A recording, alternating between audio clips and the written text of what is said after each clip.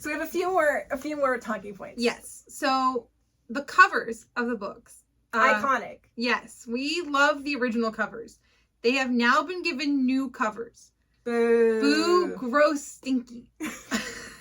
They only have Mina on them. Yeah. My personal gripe, we didn't really get into this, but like the writing in the books is very stilted at times. And from our sleuthing, from what we can understand, the first 2 books don't appear to have an editor.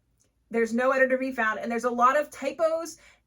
Hahn has this really interesting writing quirk where she will use question marks at the end of sentences that aren't questions, but are like probably meant to be. But are like inquisitive, but they're definitely not questions. Yeah, they're not questions and should not have a question mark. They should not have a question mark at the end. And her editor in book 3 made her stop doing that.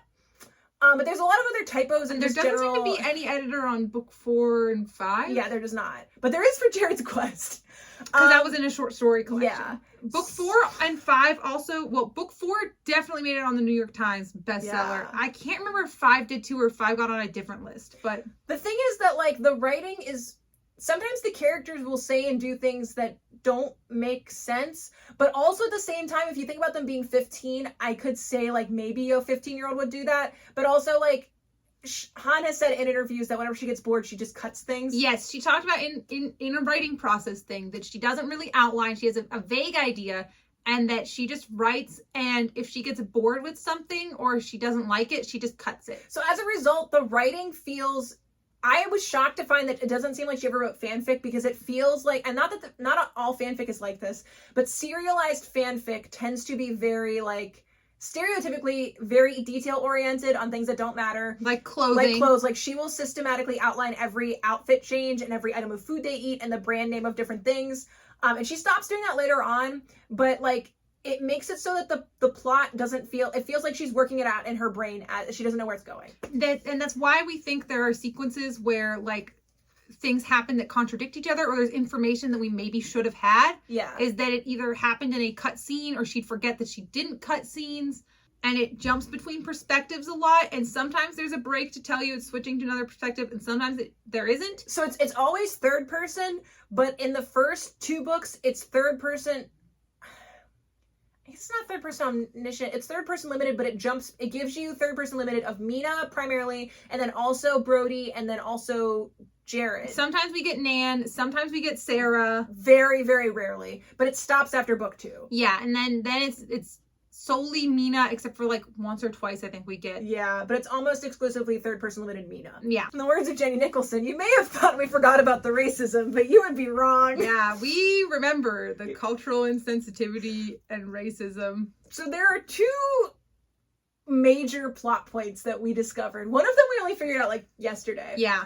So as we mentioned, there's the whole issue that we remembered of like that Mei Wong, Mira, has like a very racist stereotype of a Chinese American woman. And does like talk in Chinese sometimes. Like it's like Mina references in Ferris that she's talking under her breath in Chinese. Yeah. But she also might have been speaking in Fey, which I know that was my language, and she maybe just thinks it's Chinese. I had that note because I thought it'd be really funny if Mina was racist, but so she like will say things that are like very like overemphasized, and then you find out that she's not actually Chinese, she's Fey, which is troubling. We remembered that. But it wasn't until this read-through that I caught the fact that one time Hahn mentions that her skin is the color of melted chocolate, and she also reinforces that whenever she describes Ken Wong, aka Ryu, who also has, I think, slightly darker skin.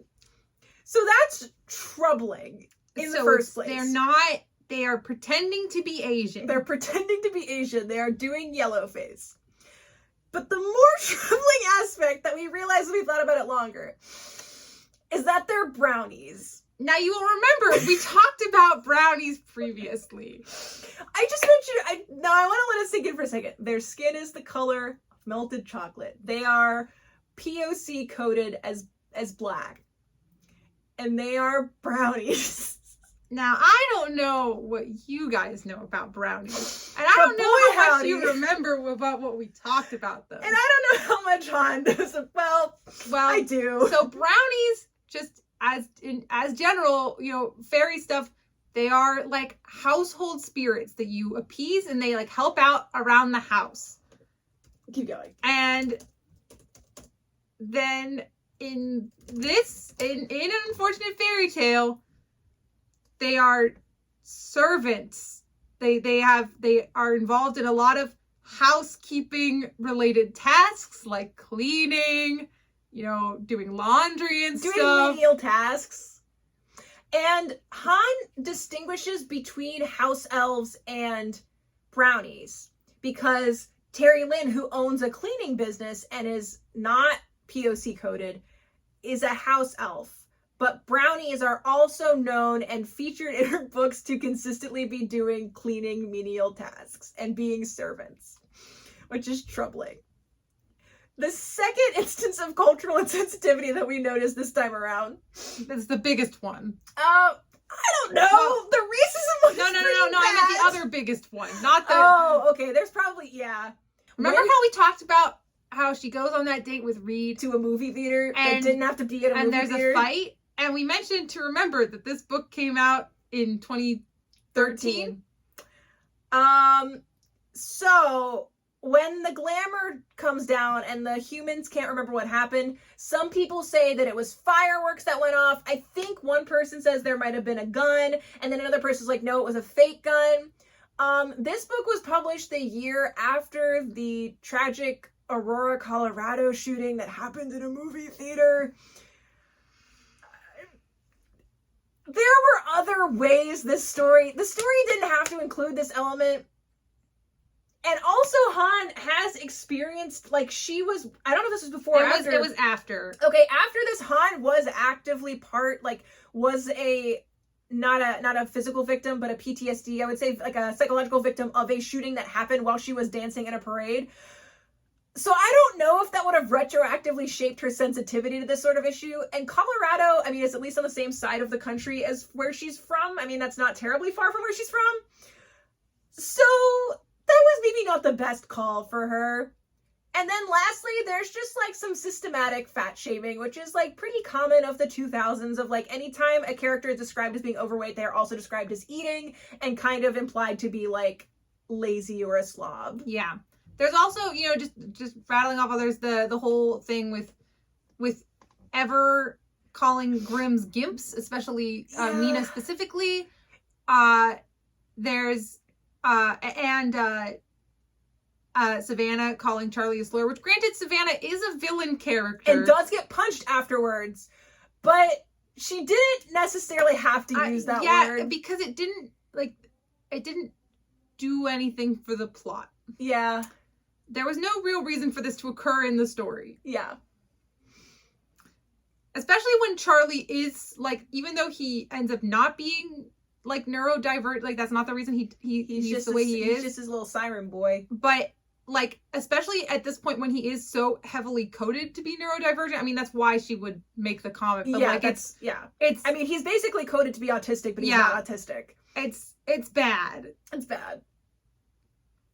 But the book is good. But it's the best book. It's one of the, as Heather calls it, it's one of the first 3 series ever written. Yes. It goes The Bible, Warrior Cats, Unfortunate Fairytale. And I don't know if I would say you should read it. I would say you should read it. But again, in a nod to Jenny Nicholson's Vampire Diaries video, if you have a lot of hours to kill and you would like to enjoy some media, you could read it. You could read it. You could read them. You could find them. Chanda Hahn is our queen. Yes. We respect all of her decisions. And we don't question them. Yeah.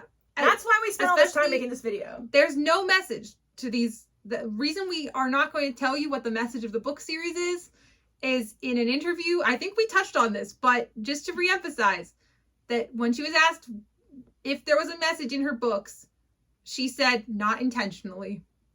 We look like somebody's parents sitting them down to have like a talk. We were. We just had to talk about the serious part. We had to sit down and talk to Hahn. Why did we end it on the serious part?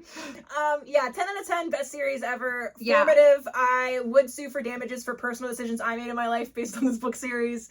But I won't because I love Chanda. Yeah, and because it actually taught us all good things. Yeah. Jana and I had... It's my fault for the reader's intent of reading Yeah, those things yeah. into the series. That's why she said that there's no message. Jana and I had physical fights over this.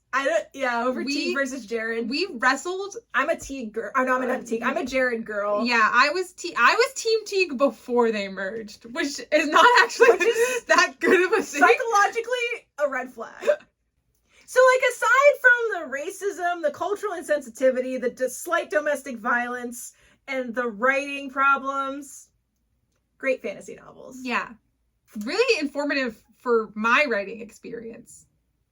We love you, Chanda. We love you. Don't be mad at us. Yeah. I don't know if you'll find this video. I hope you don't. Yeah. Don't watch this. We really do love we really these do books. love you, and we respect you in this house. We just think that maybe you needed a content editor and a copy editor. We just think that maybe the editing process... And also the hindsight of this is 2023, and they were published like 10 years ago. Yes. So, like, granted, I understand. Things have changed. Maybe that's why she has to keep writing new book series. Maybe we need to read the Grimm Society.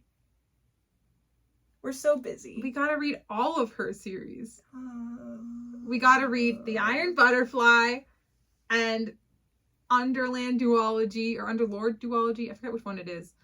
And the Neverwood Chronicles and Daughters of Evil and the new Grimm Society. I think that's a great way to end.